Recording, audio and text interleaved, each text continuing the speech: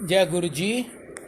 गुरु जी को मेरा कोटि कोटि प्रणाम और सारी गुरु जी की संगत को मेरा सादर प्रणाम। ये मेरा सौभाग्य है कि आज मैं आपके साथ सत्संग कर रहा हूँ।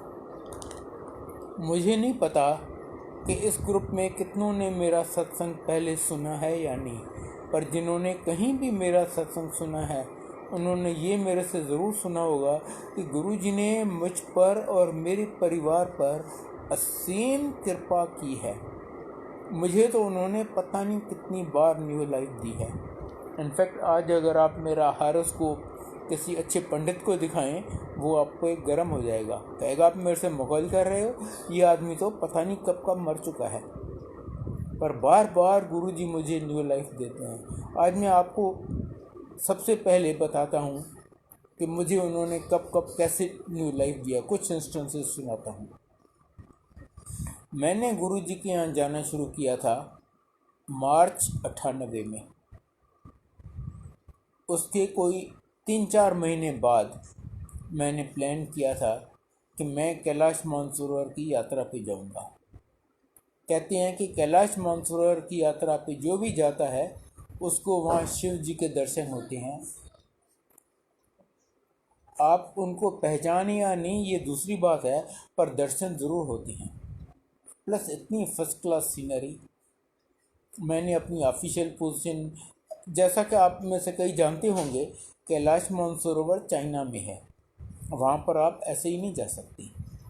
वहाँ पर गवर्नमेंट भेजती है 25-30 के ग्रुप में पिलग्रिम्स को, और हर एक ग्रुप के साथ एक गाइड होता है ऑन बिहाफ ऑफ गवर्नमेंट, जो चाइनीज़ गवर्नमेंट के साथ लेजन करता है और सारा उनका देख रेख करता है। मैंने अपनी ऑफिशियल पोजीशन यूज़ करके अरेंज किया था कि मैं भी एक ऐसे ग्रुप के साथ एज ए गाइड जाऊंगा ऑन बिहाफ ऑफ गवर्नमेंट। सब सेटल हो गया। उसके बाद मैंने गुरुजी को बताया, गुरुजी मैं कैलाश मानसरोवर जा रहा हूँ। कहते हैं क्यों? शिव जी तेरे सामने यहाँ खड़े हैं, वहाँ का तू सीनरी देखने जा रहा है? नहीं मत जाओ। उन्होंने मुझे एकदम जाने नहीं दिया और सच मानिए मैं बहुत दुखी हुआ। मैंने कहा लोगों को ज़िंदगी भर चांस नहीं मिलता कैलाश मानसरोवर जाने का, मेरा इतनी मुसीबत से अरेंज हुआ है और गुरुजी मुझे जाने नहीं दे रहे। पर अब गुरुजी की आज्ञा, उन्होंने मुझे एकदम जाने नहीं दिया। और उस साल रास्ते में ऐसे ज़बरदस्त लैंडस्लाइड्स आए, कोई 25-30 ईच के 2 बैचेस, यानी 50-60 लोग ऐसे उन लैंडस्लाइड्स में दब गए, उनके लाश अभी तक नहीं मिले। इस बात को अब 22 साल से ज़्यादा हो गए हैं, उनके लाश अभी तक वहाँ दबे हुए हैं। बाद में गुरुजी मुझे कहते हैं, देखा मैंने तुम्हें बचा लिया। यूँ तो वो न्यू लाइफ देते हैं। उसके बाद उसके कोई 6 साल बाद मार्च 2004 में मुझे हार्ट की प्रॉब्लम हो गई। मेरा सांस उखड़ जाता था। एक आध स्पेशलिस्ट को दिखाया, कार्डियोलॉजिस्ट को, कहते हैं जी एंजियोग्राफी करवा लो। मैंने बत्रा हॉस्पिटल में एंजियोग्राफी की अपॉइंटमेंट ले ली। उसके बाद गुरुजी को बताया, गुरुजी मैं बत्रा हॉस्पिटल में एंजियोग्राफी करवाने जा रहा हूँ। कहते हैं नहीं तू बत्रा में नहीं, तू एम्स में करवा। क्योंकि उनको पता था कि मेरी एंजियोग्राफी में क्या होने वाला है और कुछ प्लेसेस पे वो ज़्यादा ब्लेस कर सकते हैं। एम्स में आपको पता है 6-6, 8-8 महीने आपको अपॉइंटमेंट ही नहीं मिलती। गुरुजी की कृपा से मुझे 2-3 दिन में अपॉइंटमेंट मिल गई। मेरी एंजियोग्राफी हुई। कहते हैं रिज़ल्ट आया कि आपको एक साइलेंट हार्ट अटैक पहले हो चुका है कभी। साइलेंट मतलब तब आपको पता नहीं चला। आपकी हार्ट बहुत ही डैमेज्ड है और आपकी तीनों आर्टरीज ब्लॉक्ड है। वो फ़िलहाल तो वो मुझे ICCU में ले गए कि जी सीनियर डॉक्टर आएगा तब तक, और वो आपका फैसला करेगा कि क्या करना है। वहीं पर आईसीसीयू में कोई 1-1.5 घंटे के बाद मुझे सेकंड मैसिव हार्ट अटैक हुआ और मैं मर गया। डॉक्टर्स ने कहा ये ख़त्म है, इसकी हार्ट चल नहीं रही, पल्स है नहीं, इसमें कुछ है ही नहीं। पर मेरे मालिक बैठे हैं ना, मेरे गुरुजी, उनकी कृपा से वो डॉक्टर्स मुझे किसी तरह रिवाइव कर सकी। मैं वहाँ आईसीसीयू में पड़ा रहा। रात को 9 बजे जब doctor in charge of the shift अपना राउंड ले रहा था, वो आईसीसीयू में आया। वो तो मेरी हालत देख के दंग रह गया, अपने स्टाफ पे गर्म हो गया। कहता है तुमने ये क्या किया है, इसको इतने घंटे यहाँ ऐसे रख दिया है, इसको तो कभी भी थर्ड हार्ट अटैक आएगा और ख़त्म, कोई कुछ नहीं कर पाएगा। आपने मुझे उस टाइम क्यों नहीं बुलाया। मेरी आंटी डॉक्टर है, तो उसने उसको समझाया। कहता है देखो, अगर हमने इसको छोड़ दिया तो किसी भी मिनट इसको तीसरा हार्ट अटैक आएगा and that will be the and. कोई कुछ नहीं कर पाएगा, इसका इमीडिएट बाईपास ऑपरेशन करना पड़ेगा। और आजकल तो बाईपास ऑपरेशन मामूली बात हो गई है, हर हॉस्पिटल में रोज़ पता नहीं कितने होते हैं। पर जो इसकी हालत है क्वाइट रिस्की, हो सकता है ये ऑपरेशन टेबल पे ख़त्म हो जाए और मैं कुछ नहीं कर पाऊँ। रिस्क आपका है, अगर आप रिस्क लेने को तैयार हो तो मैं ऑपरेशन करूँगा, नहीं तो ऐसे पेशेंट को मैं हाथ नहीं लगाता। अब हम ऐसा फंसे, आगे कुआं पीछे खाएं, समझ नहीं आए क्या करें। मेरी आंटी ने किसी संगत के थ्रू गुरुजी को मैसेज भेजा, गुरुजी अंकल आईसीयू में है और डॉक्टर ऐसा बोल रहा है, समझ नहीं आ रहा क्या करें। गुरुजी कहते हैं क्या है, डॉक्टर तो चीड़ेगा फाड़ेगा ही, अंदर जो होना करना है वो तो मैं करूँगा, करवा लो ऑपरेशन। अब ये वर्ड सुनने के बाद तो कोई गुंजाइश ही नहीं रही। मेरी आंटी ने डॉक्टर को बोला तेरे को जो करना है कर ले। वो डॉक्टर बेचारा सवेरे 9 बजे से ड्यूटी पे था। कहता है मैं 1 मिनट नहीं वेट कर सकता, मैं सिर्फ आपके क्लियरेंस के लिए वेट कर रहा था। रात को 11 बजे मुझे ऑपरेशन थिएटर में ले गए, 6.5 घंटे मेरा ऑपरेशन चला। सवेरे 5:30 बजे जैसे ही मुझे वापस आईसीयू में ले आए, देखा अंदर मेरी आर्टरी बस्ट हो गई है। फिर ऑपरेशन थिएटर में ले गए, फिर खोला, फिर इनको 1.5 घंटा जो करना था किया। इस ऑपरेशन के बाद लोग 1-1.5 दिन आईसीयू में रहते हैं, 3-4 दिन हॉस्पिटल में। मैं 1 हफ्ता आईसीयू में था with every possible life support system. 3 हफ्ते हॉस्पिटल में था। 3 हफ्ते बाद जब डिस्चार्ज हुआ तो बार बार कॉम्प्लिकेशंस हो जाती। 2 बार फिर एडमिट हुआ एज इंडोर पेशेंट। मेरे लंग्स इतने कमज़ोर हो गए थे कि 3 महीने मैं एक अक्षर नहीं बोल सका। मुझे करवट बदलने की आज्ञा नहीं थी। मैं सीधा बैक पे 3 महीने सोया। मैंने और मेरे फैमिली ने जितना वो 3 महीने सफ़र किया ना, आप सोच नहीं सकते। पर ये आज 16 साल पुरानी बात है। आज मैं गुरुजी की कृपा से एकदम ठीक ठाक भला चंगा आपके सामने हूँ। मैं आपको एक आध चीज़ और बताता हूँ रिलेटेड। वो डॉक्टर, मुझे हर 3-4 महीने चेकअप के लिए जाना पड़ता है। उस डॉक्टर से थोड़ी बहुत दोस्ती भी हो गई है और मैंने उसको थोड़ा बहुत गुरुजी के बारे में भी बताया है। लगभग 2 साल पहले वो खुद मुझे कहता है आप मेरे बाईपास ऑपरेशन या दवाइयों की वजह से नहीं चल रहे, आप तो अपने गुरुजी की मेहर से चल रहे हो। जो मैंने बाईपास ऑपरेशन किया था उसकी तो लाइफ होती है 7-8 साल, फिर वो आर्टरीज ब्लॉक हो जाती हैं, फिर ऑपरेशन करना पड़ता है। डॉक्टर मनमोहन सिंह ने भी दूसरी बार बाईपास ऑपरेशन करवाया था जब वो प्राइम मिनिस्टर थे। कहते हैं आप सिर्फ अपने गुरुजी की कृपा से चल रहे हो। और जो डॉक्टर 16 साल पहले एम्स में शिफ्ट इंचार्ज था, आज समझ सकते हैं वो कितनी सीनियर पोजीशन पे होगा। ये हैं हमारे गुरुजी, एब्सोल्युटली सुप्रीम। अब मैं पहले आपको गुरुजी के बारे में थोड़ा सा बताना चाहूँगा। हमारे गुरुजी साक्षात महाशिव हैं, महाशिव, जिनके ऊपर कोई भी नहीं है। कहते हैं ब्रह्मा विष्णु महेश भी मेरे से प्रेजेंट पैदा हुए हैं, इससे बढ़कर तो कोई हो ही क्या सकता है। कहते हैं मैं ज्योत से आया हूँ, ज्योत में मिल जाऊँगा, अपनी मर्जी से आता हूँ, अपनी मर्जी से जाता हूँ। कभी सुना है कि कोई ऐसा बोले? और वो आते हैं, कहते हैं जो सिर्फ मेरे पता नहीं कितने जन्मों से भगत रहे हैं, उन सबको इकट्ठा करके और उनको ब्लेस करने के लिए मैं पृथ्वी पर आता हूँ। उनके लिए कोई हिंदू मुसलमान सिख ईसाई पारसी कुछ भी नहीं है, उनके लिए सब बराबर हैं, जैसे एक माँ के लिए सब बराबर होते हैं। पर हाँ, जिसको जितनी ज़रूरत होती है वो उतना ब्लेस करते हैं। उनका जन्म हुआ था पंजाब में, एक छोटा सा गांव है डुगरी।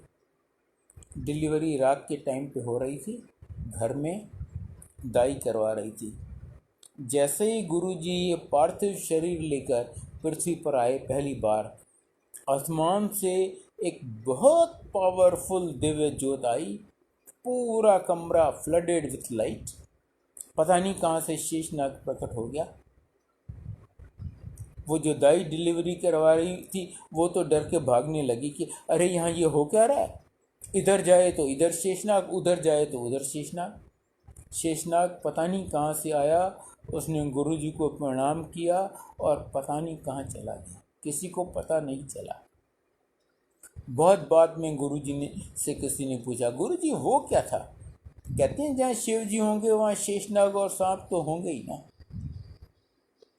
गुरुजी अंतर्यामी हैं, सर्वव्यापी हैं और सर्वशक्तिमान।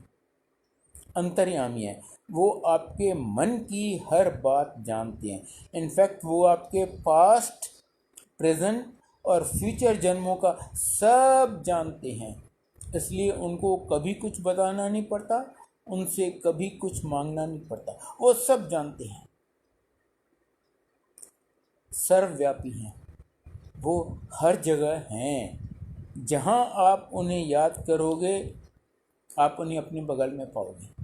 इनफैक्ट आप याद नहीं भी करो, वो आपके अंग संग रहते हैं। मैं आपको एक छोटा सा इंस्टेंस सुनाता हूँ। आज से कोई 3.5 साल पहले का, जनवरी 2017 का, मेरी धोती, मेरी बेटी की बेटी, उसने कोई 4-5 महीने पहले नई गाड़ी ली थी, बेलिनो। यहाँ गुड़गांव में रहती है। वो चंडीगढ़ जा रही थी कोई मैरिज अटेंड करने अपनी गाड़ी में। गाड़ी वो चला रही थी, बगल में उसका भाई बैठा था, पीछे माँ और नानी। यहाँ गुड़गांव से लगभग 60 किलोमीटर दूर, गुड़गांव दिल्ली चंडीगढ़ हाईवे पे पता नहीं क्या हुआ, मल्टीपल एक्सीडेंट। एक गाड़ी को दूसरी ने पीछे से ठोका, दूसरी को तीसरी ने, तीसरी को चौथी ने, चौथी या पांचवी गाड़ी इसकी होगी। और जैसे ही इसने आगे वाली गाड़ी को ठोका, पीछे से एक बस ने आके फुल फोर्स से इसको हिट किया। गाड़ी का तो कबाड़ा हो गया, फ्रंट एक्सल टेढ़ा हो गया, आगे के दोनों टायर्स बर्स्ट कर गए, डिक्की एकदम पिचक गई, गाड़ी चलने लायक नहीं रही। वहाँ से गुड़गांव तक 60 किलोमीटर टो करवा के लानी पड़ी। ठीक करवाने में 1 लाख से ज़्यादा लगा। जस्ट आपको कुछ आइडिया दूं कि कितना डैमेज हुआ। पर इतने सीरियस एक्सीडेंट में किसी पैसेंजर को ज़रा सी खरोंच नहीं आई, किसी ने जय गुरुजी या गुरुजी बचाओ कहने का मौका ही नहीं मिला। गुरुजी तो हमेशा अंग संग रहते हैं ना। गाड़ी को ठीक करवाने में मैंने बताया 1 लाख से ज़्यादा लगा। ऑफकोर्स नई गाड़ी थी, इंश्योरेंस था, almost all of it insurance company पे। पर ये हैं हमारे गुरुजी। आप उन्हें याद करो या न करो, यूँ आपको हथेली पे उठा के रखते हैं।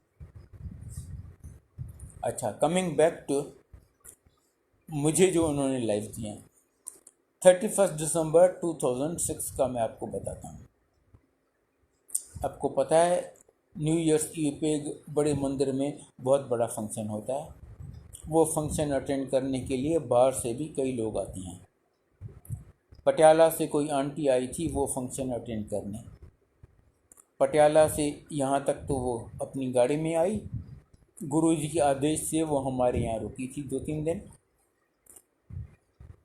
31 दिसंबर को वो कहती है, अंकल मुझे तो यहाँ के रास्ते नहीं मालूम, आप मुझे अपनी गाड़ी में, मेरी गाड़ी आप चला के चलो। मैंने कहा ठीक है। उसकी गाड़ी में मैं उस आंटी को और अपनी आंटी को लेके बड़े मंदिर गया और मेरा छोटा बेटा अपनी गाड़ी लेके आया। रात को फंक्शन ख़त्म हुआ, मैं भी लगभग 1:30 बजे होंगे रात के, आधी रात के। उठे, गुरुजी से आज्ञा ली। गुरुजी उन सबको तो आज्ञा दे दी, मुझे कहते हैं नहीं तू बैठ इधर। मुझे अपने चरणों में बिठा दिया।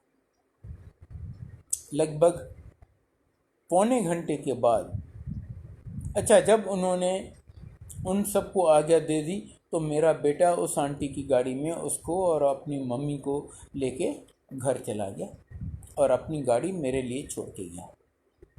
लगभग पौने घंटे के बाद गुरुजी मुझे कहते हैं, जेथरे मैंने तेरे को न्यू लाइफ दी, हुण तू सेफ है, हुण तू जा। मेरी समझ तो कुछ नहीं आया। मैंने कहा मैं यहाँ बैठा था बड़े मंदिर जैसी सेफ जगह में, गुरुजी के चरणों में, मुझे क्या हुआ था जो न्यू लाइफ थी। पर अब मैं गुरुजी से बहस तो नहीं करूँगा। मैं उठा, बेटे की गाड़ी उठाई और चुपचाप घर चला गया। उस रात जितना फाग था, कोहरा था, मैंने जिंदगी में कभी नहीं देखा। आपको 2 मीटर आगे ये नहीं पता चलेगा कि कोई है या गाड़ी है या रास्ता खाली है, आप कह नहीं सकते। किसी तरह धीरे धीरे गाड़ी चला के मैं घर पहुंचा तो देखा इतना तहलका मचा हुआ है, सब लोग इतने एक्साइटेड। मैंने कहा भाई क्या हुआ? कहते हैं जी फाग की वजह से कुछ दिख नहीं रहा था, बेटा 2 जगह गलत रास्ते चला गया।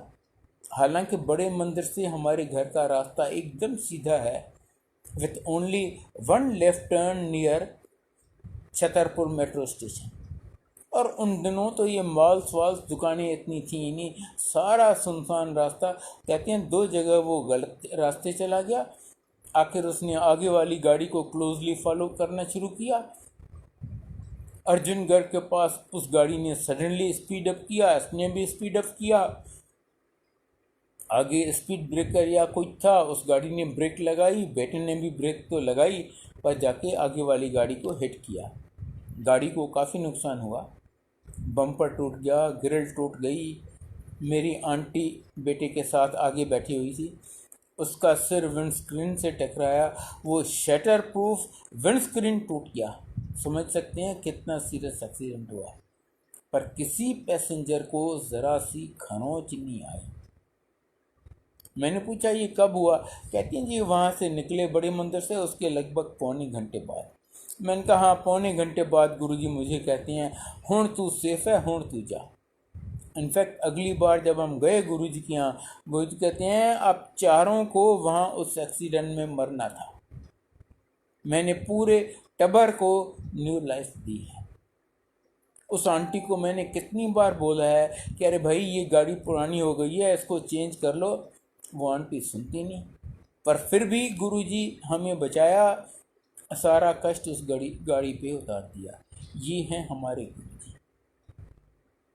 मैंने आपको बताया है वो जानी जान है, उन्हें सब पता है कब कहाँ क्या होने वाला है, और आपको कभी वो मुसीबत में नहीं फंसने देती। आपका इतना ध्यान रखते हैं।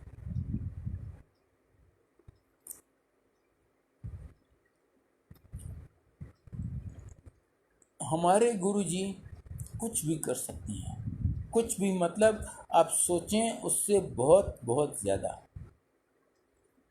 एब्सोल्युटली इम्पॉसिबल केसेस में वो बच्चे दे देती हैं। मुझे केसेस पता है जहाँ आंटी को बच्चेदानी नहीं है या फेलोपियन ट्यूब ही नहीं है, उसको भी बचा दे दिया, कौन सी बड़ी बात है। उनकी बगैर आज्ञा के यमराज आपको छू नहीं सकता, छू नहीं सकता। मुझे केसेस पता है जहाँ एम्पायर स्टेट में संगत चल रही थी, यमराज आया, वो किसी अंकल को ले जाने लगा। गुरु जी कहते हैं देख ये मेरा भगत है, तू उसे हाथ नहीं लगाएगा। यमराज कहता है गुरु जी आपको पता है इसका टाइम ख़त्म हो गया है, आज मुझे इसे ले जाने दीजिए। नहीं, आज मैं तुम्हें किसी हालत में इसे नहीं ले जाने दूंगा।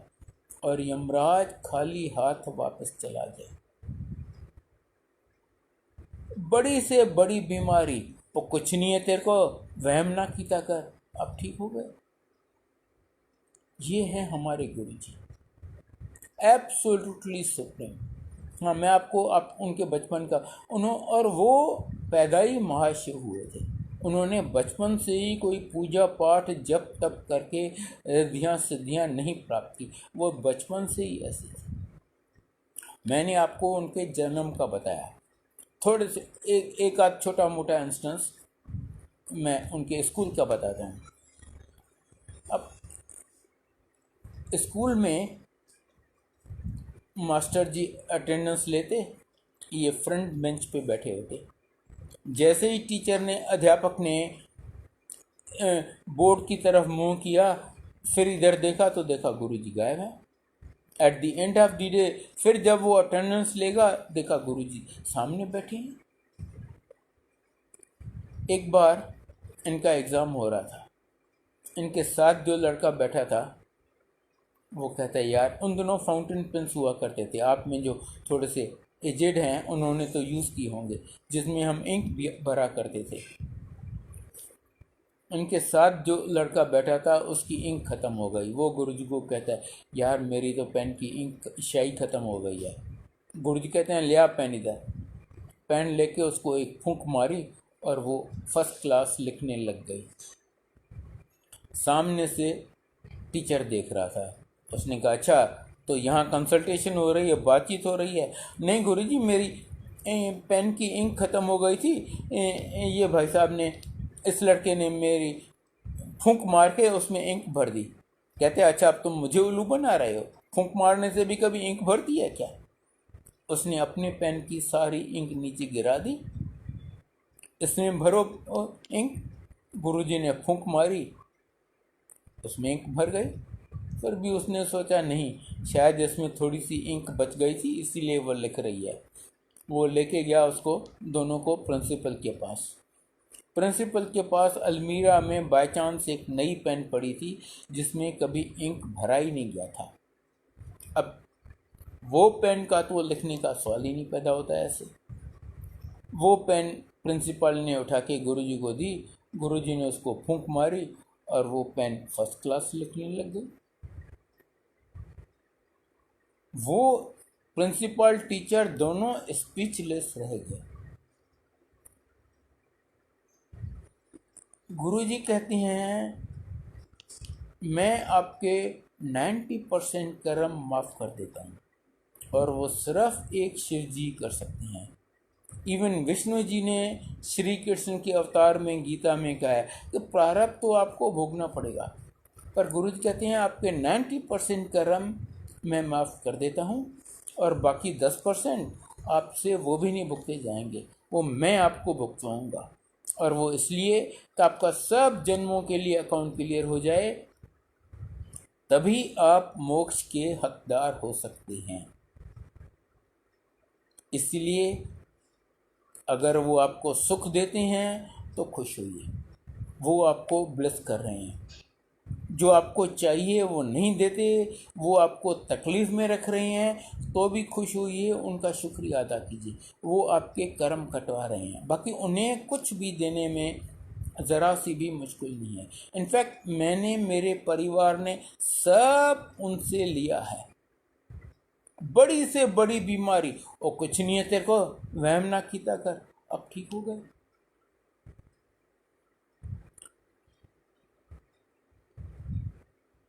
गुरुजी तो यूँ ब्लेस करती हैं, यूँ ब्लेस करती हैं, एब्सोल्युटली लिमिटलेस। पर हाँ, आप कितनी ब्लेसिंग्स ले पाते हैं डिपेंड्स ऑन यू। उसके लिए आपको क्या करना है मैं बताता हूँ। सबसे पहले आपको तो आना पड़ेगा इधर बड़े मंदिर में। अनफॉर्चुनेटली आजकल कोविड की वजह से वो बंद है, या फिर किसी ऐसे सत्संग में, इधर मोबाइल पे हो रहा है या आजकल तो कुछ सत्संग घरों में होने लगी हैं, तो आपको वहाँ जाना पड़ेगा। नंबर 2, जब आप यहाँ आते हैं आप सिर्फ गुरु जी के लिए आते हैं, उनसे कनेक्शन कीजिए। शब्द चल रहे हैं तो शब्द सुनिए, आपको समझ आए या ना आए सब शब्द सुनिए।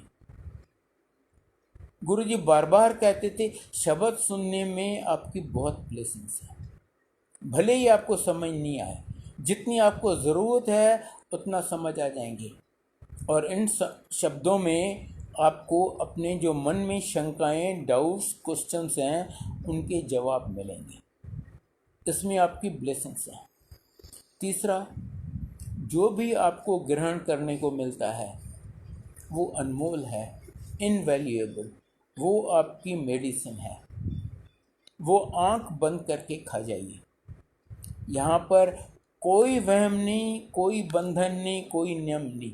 गुरुजी व्रत के डेड अगेंस्ट थे, कहते थे अगर व्रत रखने से भगवान मिल जाता ना, तो जो भिखारी होते हैं ना, जो कई बार उनको खाना ही नहीं मिलता, उनको तो आपसे और हमसे बहुत पहले भगवान मिल गया होता। व्रत के वो डेड अगेंस्ट थे, कहते थे बस आप अपना मन साफ रखो। अगर आपका मन साफ है तो आपके लिए नलके का पानी भी गंगा जल है, और अगर मेरे मन में छल कपट है तो मैं एक क्या 100 बार गंगा में नहा लूँ। हाँ, मेरा शरीर ज़रूर धुल जाएगा, पर जो मेरे अंदर छल कपट मैल है वो तो वैसी की वैसी रहेगी ना। तो कहती हैं बस अपना मन साफ रखो और गुरु जी पे विश्वास रखो। गुरु जी बार बार कहते हैं मंगो नहीं मनो, उनसे कुछ मांगने की ज़रूरत नहीं है, उनको कुछ बताने की ज़रूरत नहीं। मैं आपको बताता हूँ क्यों नहीं मांगना चाहिए, इसके भी मैं आपको 3 रीजंस बताता हूँ। नंबर 1, जो चीज़ आप मांग के लेते हैं ना वो टेम्पररी होती है, वो आपके पास हमेशा नहीं रहेगी, आज नहीं तो कल वो आपको लौटानी पड़ेगी। दूसरा, जब आप मांगेंगे अपनी हैसियत, अपनी औकात से मांगेंगे, वो देंगे तो अपनी हैसियत से। कहाँ उनकी हैसियत, कहाँ मेरी हैसियत, ज़मीन आसमान का फ़र्क है। और तीसरा एंड मोस्ट इम्पॉर्टेंट, आपको ये पता ही नहीं कि आप जो मांग रहे हैं वो आपके लिए अच्छा है भी या नहीं। अब मुझे पैसे चाहिए, गुरुजी ने 10 करोड़ दे दिए, मैं कल को मर गया, 10 करोड़ मेरे काम किस काम की आए? तो गुरुजी देंगे तो वो नहीं देंगे जो आपको अच्छा लगता है, वो देंगे जो आपके लिए अच्छा होता है। गुरुजी कहते हैं सबसे पहले मैं आपको लाइफ दूंगा, अगर लाइफ नहीं है तो और कुछ लेके क्या कर लोगे। उसके बाद हेल्थ दूंगा, अगर लाइफ है पर हेल्थ नहीं है, अगर आप आईसीयू में पड़े हो, रोज़ 1-1.5 लाख आपका खर्चा हो रहा है, 4 आदमी आपकी सेवा में सारा दिन लगे पड़े हैं, ऐसी लाइफ का क्या फ़ायदा। तो पहले मैं आपको लाइफ दूंगा, फिर हेल्थ, फिर वेल्थ, फिर आपको और जो चाहिए, बेटी की शादी करवानी है, मकान बनवाना है, नौकरी चाहिए, प्रमोशन चाहिए, पासपोर्ट चाहिए, वीज़ा चाहिए, मिलता सब है, सिर्फ टाइमिंग और प्रायोरिटी उनकी चलती है। गुरु जी बार बार कहते हैं मंगो नहीं मनो। अच्छा, मैंने आपको बताया कि यहाँ पर जो भी आपको प्रसाद मिलता है वो आपको आंख बंद करके खा जाना है, विदाउट एनी क्वेश्चनिंग। मैं इसका एक छोटा सा आपको अपनी मदर का सत्संग बताता हूँ।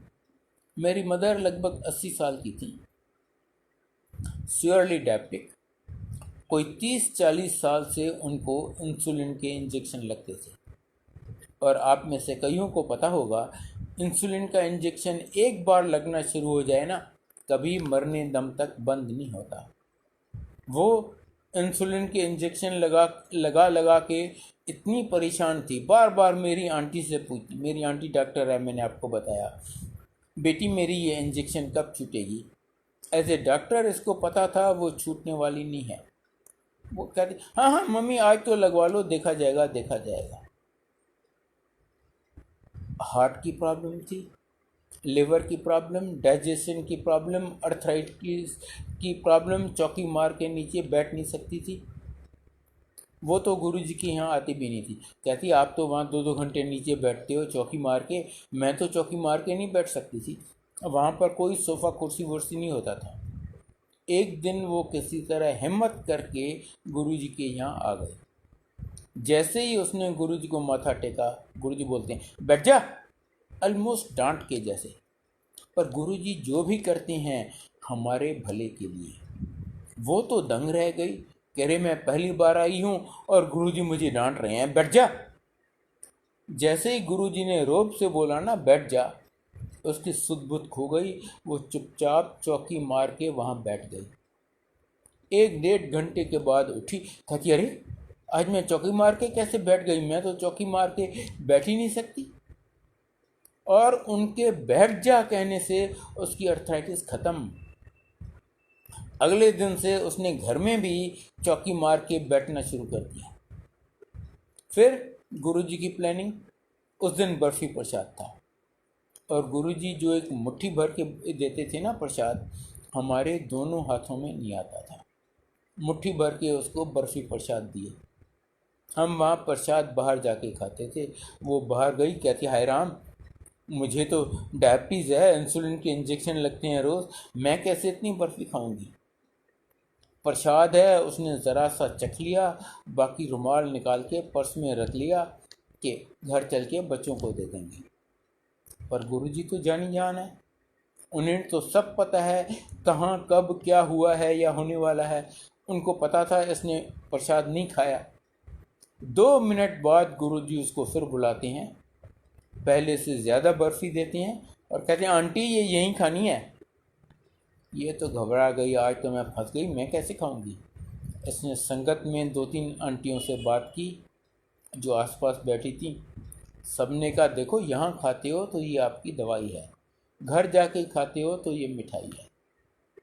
उस बेचारी ने बहुत डर डर के वो सारी खा ली और रिजल्ट ये हुआ कि 8-10 दिन के बाद जब वो अपने डायबिटीज़ एक्सपर्ट के पास गई, वो कहता है अरे तुम्हारी डायबिटीज़ तो वेल अंडर कंट्रोल है, आज से तुम इंजेक्शन बंद कर दो, रोज़ बस एक टैबलेट खा लिया करो। जो कि मेडिकली इम्पॉसिबल है। इंसुलिन का इंजेक्शन एक बार आपको लगना शुरू हो, कभी मरने दम तक नहीं बंद होता, पर उसका बंद हो गया। उसकी हार्ट मत बेचैन थी, liver, digestion, everything, thanks to Guruji. उसके लास्ट 6-8 महीने बहुत ही प्लेजेंट रहे। और अल्टीमेटली जब एक दिन मैंने गुरुजी को बताया, गुरुजी माताजी का देहांत हो गया, कहते हैं बड़ा चंगा होया। अब बताइए वो गुरुजी के चरणों में उधर पहुंच गई सचखंड में, मैं इससे ज़्यादा गुरुजी से क्या मांगूं। ये वो द्वार है जहाँ पर आपको हर चीज़ मिलती है, A to Z। सिर्फ एक कंडीशन, वो आपके लिए अच्छी होनी चाहिए। और अच्छी है या नहीं ये ना आप जानते हैं ना मैं जानता हूँ, पर हमारे गुरुजी जानते हैं। इसीलिए गुरुजी बार बार कहते हैं मंगो नहीं मनो। बस मेरी आपसे हाथ जोड़ के विनती है कि आप यहाँ आते रहिए और ये जो 2-3 बातें मैंने बताई उनका ज़रा ध्यान रखिए।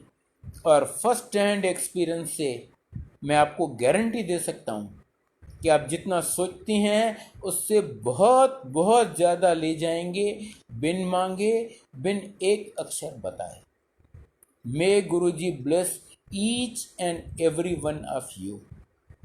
जय गुरुजी, जय गुरुजी, जय गुरुजी।